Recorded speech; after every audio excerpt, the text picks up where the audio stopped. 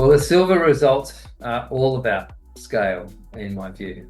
So we have silver coinciding with the gold results that we announced last month within the veins themselves. The really significant takeaway is this extensive silver halo that's just pervasive in all of the samples that we did into the Rochester rhyolite unit. Every hole that entered into the Rochester rhyolite, we had more than anomalous silver. So effectively, if you put them all together, you're getting about a 1 gram average across about a 500 meter width and almost a kilometer strike length, which is indicative of a big system.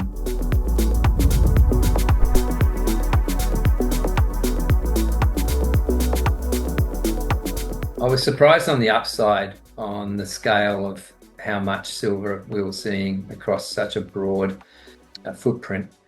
So for us, it's very unusual to see an element like silver as such a anomalous footprint that size. Usually it's trace elements like arsenic or something like that, but we're getting like 1 gram average. So I've looked at this in terms of the footprint, but also looking at the alteration that we're observing on the ground. We've got a lot of clay mineralogy work that's come back, and so far it looks like we're in what's known as like the lower temperature outer shell of the epithermal system, which is saying to us that the heat source is from deeper down, and the potential to increase the temperature of the mineralization and perhaps change the geochemical setting to more of a potassic rich shell are all indicators that there's a large potentially porphyry heat source driving the mineralization and placement.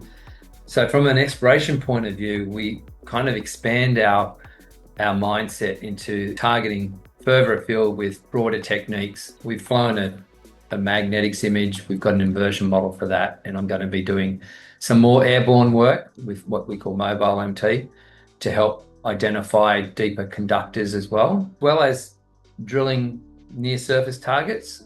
I'm focusing on generating deeper targets too, to really unlock the scale of this and ultimately bring greater value to shareholders.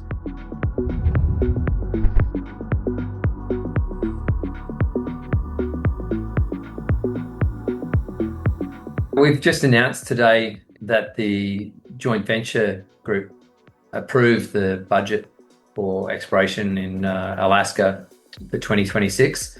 There's just one final sign-off that Northern Star needs to do. So we've gone through and extensively planned that. We've got a drill program planned for Caribou Dome, and we've also got a mobile MT program that we're going to fly across some magnetic targets that we identified from our 3D inversion modeling. For us, it's about bringing scale to Caribou Dome, but also looking for that really big picture with the mobile MT, which should define some subsurface conductors that are associated with a very big anomaly in what we've identified there. So to give us more drill targets on a big regional scale that we might even get to poke a few holes in at the back end of the season. Combined with that, look, I treat Humboldt as a separate kind of entity. I'm populating our mission with what we're doing at Humboldt with a separate team. And so we can run the two exploration campaigns in tandem. So it's going to be busy, but we've been preparing for this so we can advance both projects throughout the rest of 2026.